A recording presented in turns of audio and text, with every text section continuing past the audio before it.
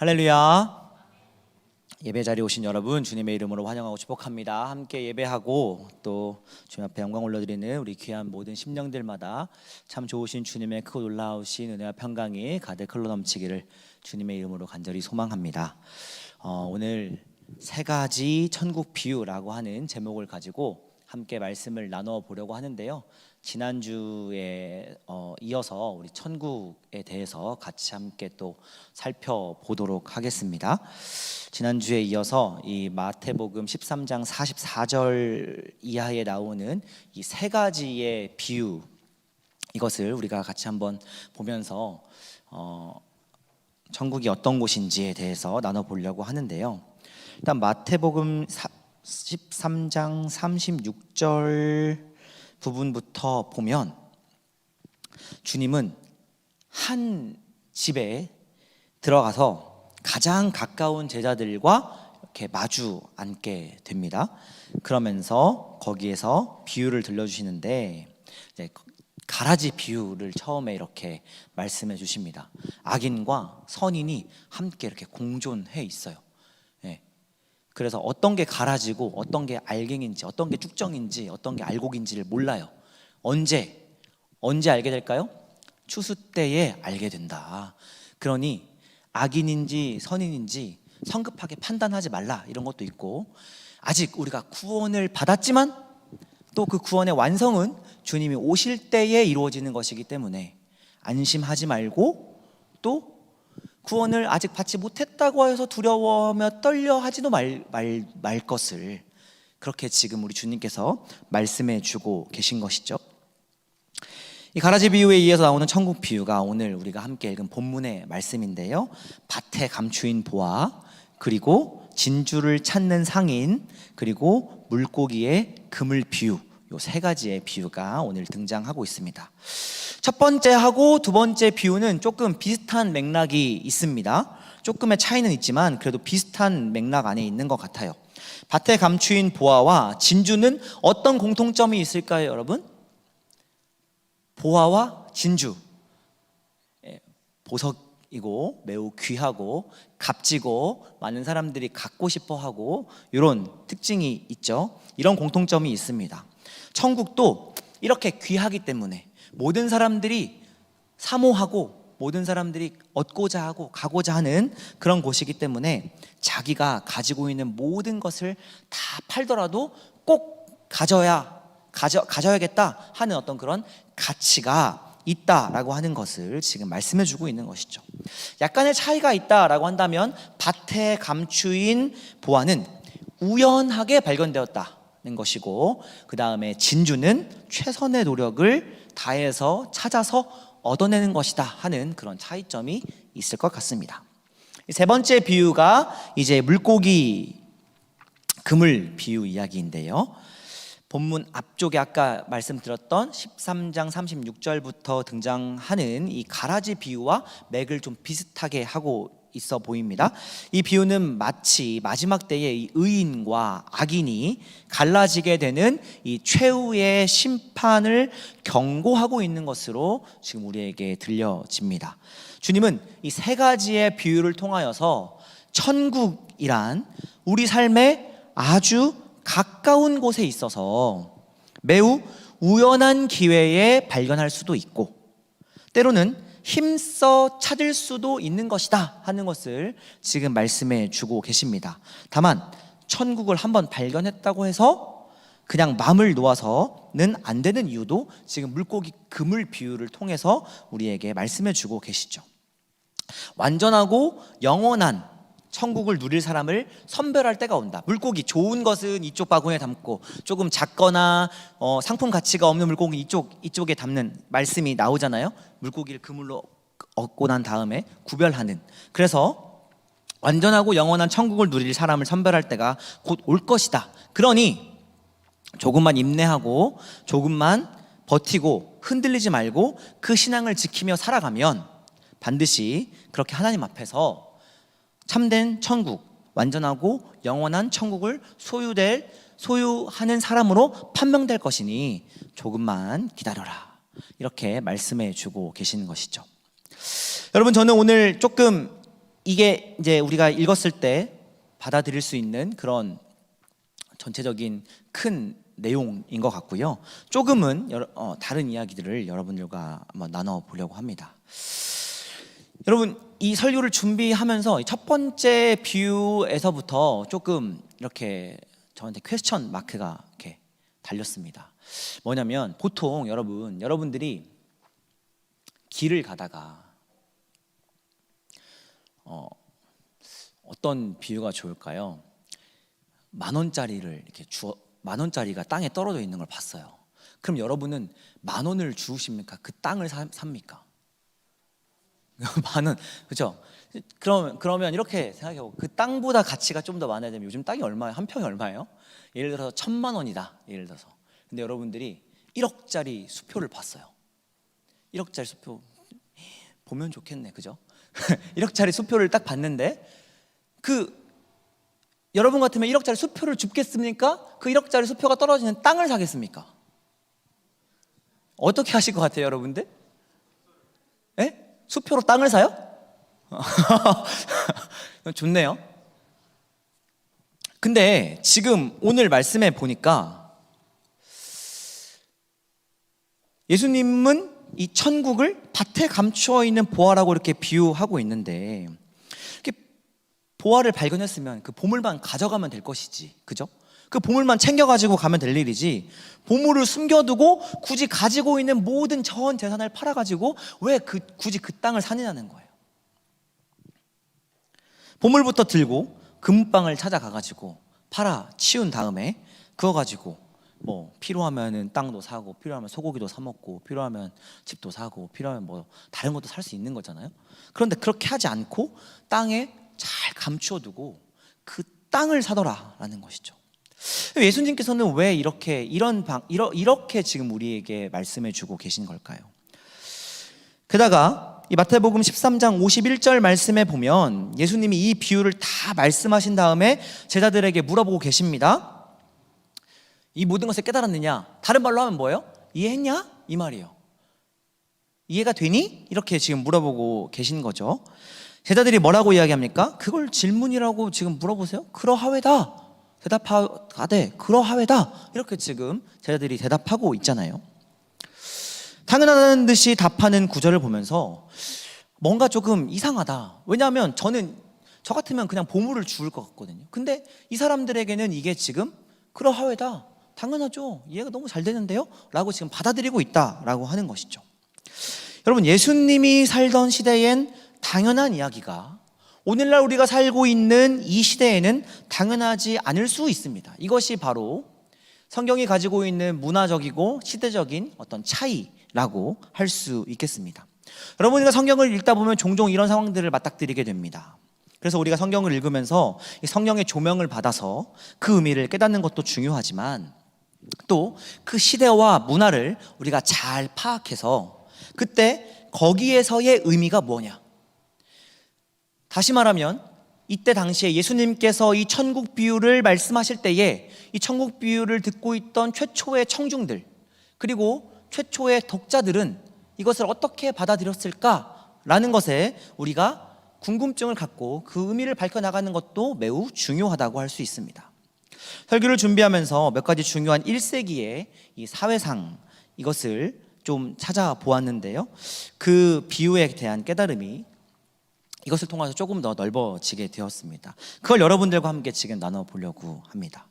여러분, 우선 밭에 숨겨진 보물을 발견하고 그 토지를 매입했다라고 하는 말이 무슨 뜻인지부터 한번 살펴보면요, 이 구절은 두고두고 매우 다양한 설명들이 있습니다. 예를 들어서 그 당시에는 전쟁이 수시로 발발하던 그런 시대였기 때문에 땅에 보물을 묻어두는 일이 잦았는데, 주인이 전쟁에 나갔다가 목숨을 잃은 거예요. 혹은 어디에다가 숨겨놨는지 막 이 땅 저 땅 막 나눠서 숨겨놨다 보니까 잊어버리고 그것을 놓치고 그냥 다른 장소로 이동해 버린 것이죠. 그래서 지금 이 농부가 밭을 일구다가 이렇게 보화를 발견하는 일이 발생하게 되었다, 이렇게 보는 시각이 있습니다. 그리고 당시에 이 로마 통치 아래 있었던 시기였잖아요. 그러다 보니까 이 로마법이나 혹은 유대인들만이 가지고 있던 이 유대법에 따르면 이 매장된 보물은 원래 토지 주인에게 그 소유권이 있다라는 게 이 로마법이나 유대법이었다고 합니다. 그래서 이 발견한 사람은 취득할 권리가 없다, 이렇게 설명하기도 합니다. 근데 여러분, 이것보다는 조금 더 생각해 보면, 이 시대상으로 따져보면 전쟁 때문에 보물을 땅에 묻어두었다가 발견되는 일이 그렇게 많았을까? 이거 사실 확인할 길이 없어요. 그런 문서들이 남아있지 않습니다, 거의. 그래서 과연 전쟁 때문에 정말로 이렇게 보물을 잃어버렸던 사람들이 많았을까? 그런 부분에서 해결되지 않는 문제가 하나 있고요. 그리고 법으로 보더라도 매장된 보물과 토지 소유인의 관계에 대한 로마법, 이 로마법은 사실 2세기 때 나옵니다. 예수님께서 지금 말씀하고 계시는 이 시대에는 AD 30년 경 이 정도 되는 거잖아요. 그리고 마태복음이 기록된 시기를 생각해서 보더라도 한 AD 70년 경, 이러니까 아직 로마법이 나오기 전 시대였다라는 거 하는 것이죠. 그리고 1세기의 유대 랍비들조차도 이런 문제를 해결하지 못했다는 기록들이 아직도 여러 문서에서 많이 남아 있습니다. 그래서 이런 것들을 근거로 하더라도 단정적으로 이렇게 아마 그래서 전쟁에서 죽었거나 어디에다 묻었는지 잃어버렸다거나, 아니면 토지를 갖고 있어야만 그 보물의 소유인이 된다라고 하는 것을 합당하게 그런 이유에서 이렇게 땅을 샀다라고 말하기가 조금은 어렵지 않을까 생각됩니다. 여하튼 예수님이 살던 1세기 팔레스타인은 오늘 우리가 사는 시대와 전혀 다른 가치관을 살고 있었던 시대였다라고 하는 것 정도는 우리가 한번 생각해 보면 좋겠다 싶습니다. 우선 이것부터 여러분 한번 시작해 보면 좋을 것 같아요. 보물을 어떻게 처리하는가라고 하는 거죠. 보물을 어떻게 처리하는가. 여러분, 시골에 이제 여행을 갔는데 어느 이름 모를 땅에서 갑자기 보물단지를 발견하게 되었어요. 여러분, 어떻게 하실 것 같습니까? FM은 뭐죠? 원래 경찰서에 신고해야죠. 그렇죠? 제가 땅을 이렇게 파다가 보물이 발견되었어요. 아니면 조금 나쁜 방법이지만 그냥 내가 갖고 그거 팔아가지고 다른 걸로 얼른 환전해야죠. 증거를 인멸해야죠. 그죠? 빨리. 그래서 뭐 보석상을 가든지 어딜 가서 빨리 이 보물을 돈으로 바꿀 겁니다. 그런데 예수님이 살던 시대의 처리 방식은 조금 다릅니다. 당시 농부들이라면 보물은 파는 게 아니라 간직하는 게 맞았습니다. 우리 같으면 이걸 시장에 내다 팔아서 돈으로 바꿔야 직성이 풀릴 것 같지만, 그때 그 당시에는 우리가 생각하는 그런 시장은 없었습니다. 원미시장, 부흥시장, 자유시장, 이런 시장이 없었다라고 하는 것이죠. 게다가 값이 나갈 만한 물건을 밖에 들고 나간다는 건 그만큼 위험해질 수 있다는 그런 요소가 있었습니다. 그렇죠? 오늘날처럼 이렇게 치안이 좋지 않았어요. 그리고 요즘에도 유럽이나 특히 뭐 스페인 이런 데 가면 꼭 반드시 가방을 앞으로 매라 이렇게 하기도 하고요. 식당 같은 데서 절대로 가방을 발밑에 내려두지 말아라, 그렇게 하잖아요. 치안이 언제 어떻게 도둑들이 와서 가져갈지 모르기 때문에 그런 것이죠. 그렇기 때문에 차라리 안전하게 자기가 가지고 있다가 나중에 이웃들에게 이거 봐라, 나 이거 있다, 이렇게 자랑할 정도가 되면은 그만이던 시대였다는 거예요. 좀 이해가 잘 안 되죠. 우리 같으면 그거 가지고 뭐 팔아서 소고기를 사 먹든지 뭐 필요한 걸 샀을 것 같아요. 그런데 그 당시에는 그걸 팔 수 있는 시장이 없었다는 거예요, 첫 번째는. 그리고 그거를 가지고 시장에 가면 언제 어떻게 강도를 만날지 몰랐었기 때문에 땅에 그냥 가지고 있다가 그 땅으로 사람들을 데리고 와서 봐봐, 내가 뭐 보여줄게, 이거 봐봐, 이거 봐봐 하면서 나 이만큼 있다, 와 이거 봐라 신기하지, 나 이거 땅 파다 나왔다, 이런 걸 이렇게 자랑하는 데서 그냥 그치는 정도의 수준이었다라는 거예요. 잘 이해는 안 되지만 우리 시대에서는, 근데 그때 그 당시의 시대에서는 그랬다라고 하는 것이죠. 우리 경제 논리대로 하자면 아주 바보 같은 방식일 겁니다. 이때는 그게 가장 안전하고 그러나 일반적인 방식이었기 때문에 당시 사회는 오늘 우리식의 자유시장 경제 체제가 아니라 가족 중심의 그냥 자급자족 시스템이었어요. 그래서 돈 벌어서 내가 부자 돼야지 그런 욕심보다는 그냥 오늘 하루 내가 열심히 일해서 가족들이 굶지 않고 먹고 살기만 하면 그것으로 족하다. 그냥 이런 시대였던 것이죠. 상황이 이렇다 보니까 토지를 매입한다는 건 예수님 당시에 농부들이나 평민들에게는 사실 불가능한 이야기였습니다. 여러분, 사실 농부는 이때 당시에 농부는 어떤 사람이었냐면 자기 땅이 없는 사람이었어요. 그래서 땅의 지주가 자네 여기 와서 일 좀 할 텐가? 나한테 곡식의 몇 프로를 주게. 그리고 나머지는 당신이 가져가게. 이런 식으로 계약을 맺어가지고 일을 하던 그런 관계였어요. 그래서 땅을 갖는다고 하는 건 정말 엄청나게 다른 세상의 이야기였다라고 하는 것이죠. 안전한 시장이 없다 보니까 무언가를 사고 판다라고 하는 것은 늘 위험한 일이었고, 그런 상거래 행위로 이윤을 추구하고 부자가 된다는 것은 통념상 이웃을 속여서 피해를 주는 일 정도로 여겼다, 이렇게 합니다. 그러니까 뭔가 레위기에도 보면은 공정한 추를 달라 이렇게 이야기하고 있잖아요. 공평한 추, 공정한 추를 달아서 물건을 팔아라 이렇게 이야기하고 있는데, 그만큼 그때 당시의 상인은 또 조금 이따가 이야기하겠지만 그때 당시의 상인은 어떤 정도로 취급당했냐면 다른 사람 속여서 자기 돈 받아먹는 사람 정도 이렇게 취급당했다라고 하는 것이죠. 오늘날 우리가 살고 있는 시대에서는 수요와 공급이 시장의 가격을 결정합니다. 그죠? 그런데 고대 사회에서는 그런 생각 자체가 없었기 때문에 무조건 상인의 입담에 의해서 가격이 책정됐어요. 게다가 구약 율법에 보면 또 이자 금지법이 있어서 무언가 상거래를 통해서 이득을 본다라고 하는 것을 별로 그렇게 좋게 보던 시대가 아니었습니다. 심하게는 상인을 사기꾼으로 천대하는 분위기가 역력했던 시대가 바로 예수님이 지금 말씀하시고 활동하고 계셨던 시대상이었다라고 하는 것이죠.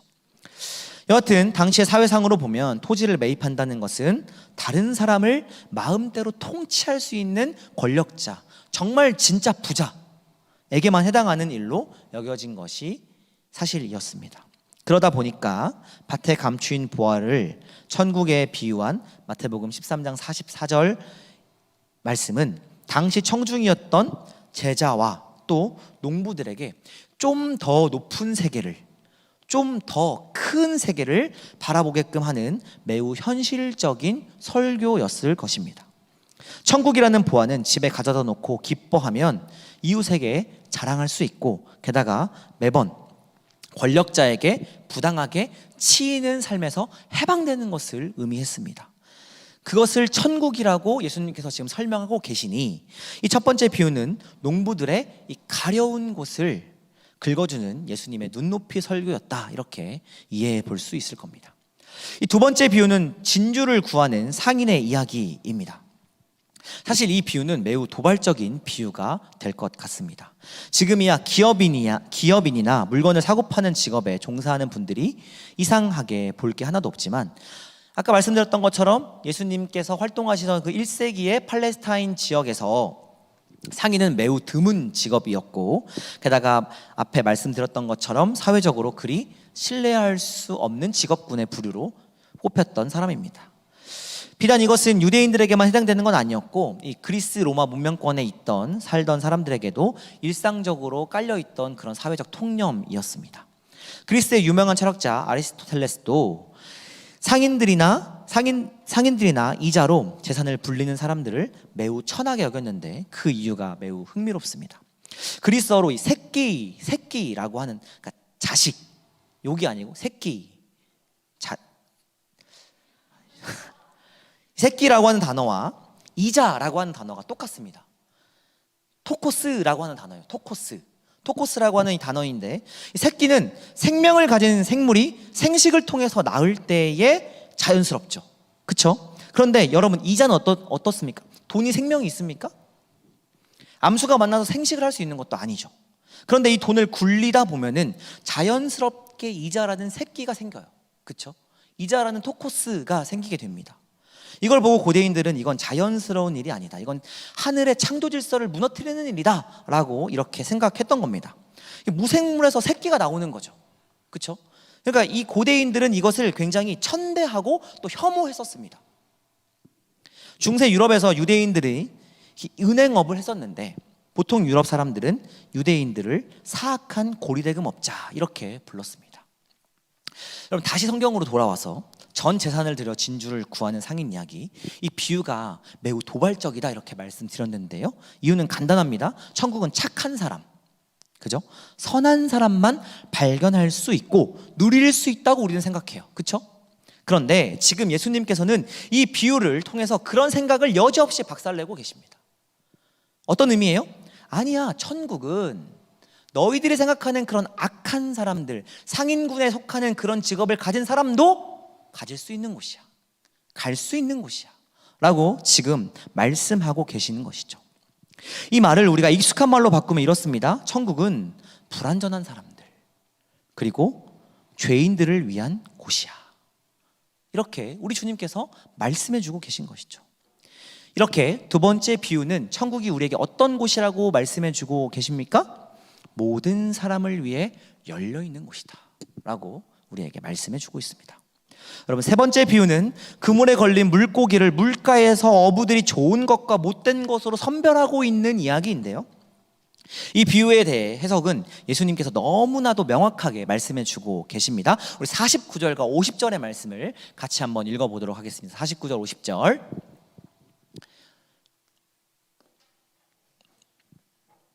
네, 같이 읽겠습니다. 세상 끝에도 이러하리라. 천사들이 와서 의인 중에서 악인을 갈라내어 풀무불에 던져 넣으리니 거기서 울며 이를 갈리라. 아멘. 여러분, 우선 두 개의 단어를 한번 풀어보고 계속해서 말씀을 이어나가겠습니다. 마태복음에서는 이 천국이라는 단어가 많이 나옵니다. 이것을 누가복음에서는 하나님 나라라고 표현하는데요, 마태복음에서는 계속해서 천국이라고 이야기를 하고 있습니다. 그런데 유대인들에게 천국이라고 이렇게 할 때 그 천국은 어떻게 들렸느냐 하는 것이 중요한데요, 이 천국이라는 말은 어떤 장소나 나라를 지칭하는 단어가 아니었습니다. 대신 천국은 하나님이 통치하는 나라, 하나님이 통치하는 공간, 하나님이 통치하는 장소, 이것이 천국이었습니다. 다시 말하면 하나님의 통치를 받는 곳이라면 그 어느 곳이나 다 하늘나라였던 것이죠. 그리고 의인이라는 말도 마태복음에 많이 등장하는데요, 이 이유는 마태복음서 자체가 유대인들에게 예수님께서 행하셨던 일들을 전하고 그 예수님께서 그리스도이다라고 하는 걸 전하기 위해서 쓰여진 복음서이기 때문에 그렇습니다. 이 유대인들에게는 의라고 하는 단어가 굉장히 중요했는데, 그렇기 때문에 유대인들에게 들리게 하려면 이 의인이라고 하는 단어가 굉장히 많이 쓰일 수밖에 없었다라고 하는 것이죠. 그런데 이들이 생각할 때 의인이라고 하는 것은 우리가 생각하는 어떤 뭔가 선하고 잘하고 뭐 어떤 것들에 대한 모범이 되고 뭐 나는 이거 할 수 있어 뭐 이런 부분들에 대한 느낌이 아니라 어떤 의미였냐면 하나님의 다스림 안에서 살아가는 사람, 그 사람이 의인이었다라는 겁니다. 여러분, 이 풀이를 가지고 오늘 세 개의 비유를 다시 읽어보는 것도 좋을 것 같습니다. 그러면 여러분, 하나님이 다스리는 손길은 밭에 감추인 보화를 발견하는 것처럼 매우 가깝고, 밭이라고 하는 것은 우리 삶의 자리니까요, 농부에게 있어서 삶의 자리는 밭이었으니까요, 그렇게 매우 가깝고 우연한 곳에서 매우 평범하게 그런 평범한 일상 속에서 발견할 수 있는 곳일 수도 있고, 또 그 반대로 진주를 찾아 나서는 상인처럼 노력해서 하나님의 은혜를 체험하는 것일 수도 있고, 게다가 마지막 물고기 비유까지 여기에 연결해서 우리가 같이 생각해 보자면 지금 하나님의 다스림 가운데 있다고 안심하지 말아야 한다. 마지막 때에 네가 어디에 서게 될 것인지를 두렵고 떨리는 마음을 가지고 늘 깨어 살아야 한다라고 하는 메시지가 우리에게 주어지는 것이죠. 여러분, 한 가지만 더 말씀드려 보겠습니다. 오늘 이 세 가지 비유에 등장하는 사람들의 직업을 여러분 우리가 유심하게 한번 살펴볼 필요가 있습니다. 첫 번째 비유에 등장하는 이 등장인물의 직업은 아마 밭을 배경으로 하고 있다라는 점으로 유추해 보았을 때 아마 농부가 아니었을까 생각해 볼 수 있습니다. 게다가 땅을 사고 싶어 하는 걸 보면 농부 중에서도 아까 말씀드렸던 것처럼 자신의 땅을 가지고 농사하는 사람들이 아니라 어떤 기주나 땅 주인과 그런 계약을 맺고 7대 3, 몇 대 3 이런 식으로 계약을 맺고 그렇게 어렵게 농사를 지었던 가난한 소작농이지 않았을까. 그러면 여러분, 이 세 비유에서 농부, 그리고 상인, 어부라고 하는 다양한 직종의 사람들을 우리가 만날 수 있게 되는데요, 이 셋의 공통점이 있습니다. 1세기 이 팔레스타인 지역에서 이 세 직군은 농부, 또 어부, 상인, 이 어부, 이 세 직군은 그 당시에 지지리도 가난했던 사람들이었습니다. 주님이 이 비유를 들려주실 때에 그 앞에 가난한 제자들이 있었고 마태복음을 들었던 최초의 청중이 바로 이런 사람들이 아니었을까. 당시 가난하다는 의미는 가족을 잃었거나 가족의 지지 기반이 약해서 기댈 곳이 없는 사람을 의미합니다. 왜요? 그때 당시에는 가족 중심의 자급자족하는 시스템이었다는 거죠. 근데 가족이 없어요. 아니면 가족의 기반이 약해가지고 그 가족을 통해서 먹을 것을 얻어낼 수 없는 사람들, 이 사람들을 우리는 가난한 사람이다, 이렇게 그 당시에는 인식하고 있었다는 것이죠. 이런 사람들이 예수님의 비유와 말씀에 등장합니다.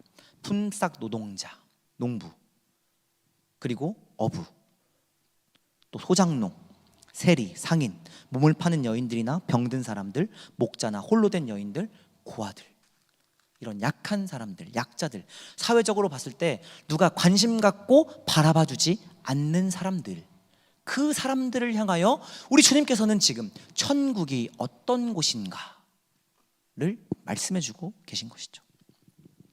예수님 당시 특정한 계층에 속한 권력자들을 제외하고 일반인들의 삶은 그야말로 지옥 같은 삶이었다라고 그 세계를 연구하는 학자들은 계속적으로 이야기를 하고 있습니다. 예를 들어서 세금만 하더라도 그 종류와 세액 자체가 너무너무 다양했다고 해요. 책을 좀 보니까 로마 제국에 내야 하는 각종 세금이 있었어요. 로마의 통치 아래 있었으니까요. 그리고 분봉왕, 그러니까 로마라고 하면 대한민국에는 세금이 있었고요. 부천에 살아가지고 부천시에 내는 세금이 또 따로 있었다는 거예요. 분봉왕에게 내야 하는 세금이 있었고요. 또 게다가 성전에서도 성전세를 걷었어요. 근데 이 성전세는 또 이 가이사랴의 얼굴이 들어가 있으면 안 돼요. 그래서 그걸 또 다른 걸로 환전해야 돼요. 복잡하죠. 성전세도 내야 했어요. 각종 항목의 세금을 합쳐서 이렇게 쭉 살펴보면 일반인들이 내야 하는 세금의 액이 총 수입의 약 70% 정도 되었다. 여러분, 이 유럽의 스위스, 덴마크, 이런 복지 국가들 있죠. 그런데도 50% 정도밖에 세금을 안 낸다고 해요. 그런데 50%의 세금을 내면서도 기쁘게 기꺼이 내죠. 왜냐하면 그만큼 보장해 주니까, 그만큼 국가가 나를 지탱해 주니까. 근데 이렇게 70%나 내지만 국가는 아무런 역할도 하지 못했고, 성전은 여전히 자기 배불리기에 급급했고, 분봉왕은 더 많은 세금을 수탈하려고 여러 다른 정책들을 펴가지고 막 세금을 더 걷어가려고 이런 정책들을 펴냈었다라고 하는 것이죠. 여러분, 이게 예수님 당시의 상황입니다. 현실은 조금 더 나아지지 않고 삶은 살면 살수록 괴팍해집니다. 삶의 가장 근간이 되는 가정은 내몰리고 파괴되어 갑니다. 그 속에서 사람들은 점점 희망이라는 것을 잃어가죠. 이렇게 희망을 잃은 사람들, 생계가 어려운 사람들, 가족의 지지 기반을 잃어버린 사람들, 그 사람들에게 예수님께서 찾아오시는 것이죠. 그리고 그런 사람들에게 주님은 지금 이 천국 비유를 들려주고 계십니다. 자기 땅을 갖고 싶어하는 소작농, 사기꾼이라는 욕바지로 사는 상인, 절대 빈곤의 삶을 살던 어부들, 이들로 대표되는 모든 가난한 사람들, 삶의 지지 기반을 잃어버린 모든 사람들에게 주님은 지금 이렇게 말씀하고 계시는 것이죠. 사랑하는 여러분, 하나님의 어루만지심이 바로 당신에게 있을 것입니다. 당신이 매일 걸어가는 그 일상의 밭에서 하나님의 손길을 보화처럼 만날 수도 있고, 하나님의 도움을 애타게 구하는 당신에게도 분명히 찾아오실 겁니다. 다만 지금 만난 하나님의 손길과 도움, 지금 체험한 하나님의 은혜에 만족하지 마십시오. 우리가 사는 세상과 교회는 바다 같아서 선한 자와 악한 자가 뒤섞여 있습니다.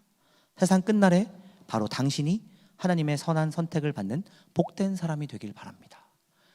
우리 주님이 지금 이렇게 말씀해주고 계시다는 거예요. 사랑하는 청년 여러분, 바라기는 주님의 이 복된 위로가 저와 여러분의 것이 되기를 주님의 이름으로 간절히 소망합니다. 어떻게 보면 우리가 농부입니다. 어떻게 보면 우리가 상인이고, 어떻게 보면 우리가 어부입니다. 그런 자들에게, 그런 우리에게 오늘도 주님은 찾아와 주셔서 말씀해 주고 계십니다. 그 복된 주님의 음성을 듣고 천국을 여러분의 것으로 소유하는 복된 청년이 될 수 있기를 주님의 이름으로 간절히 소망합니다. 우리 시간 같이 함께 찬양하고 또 기도의 자리로 나아가겠습니다.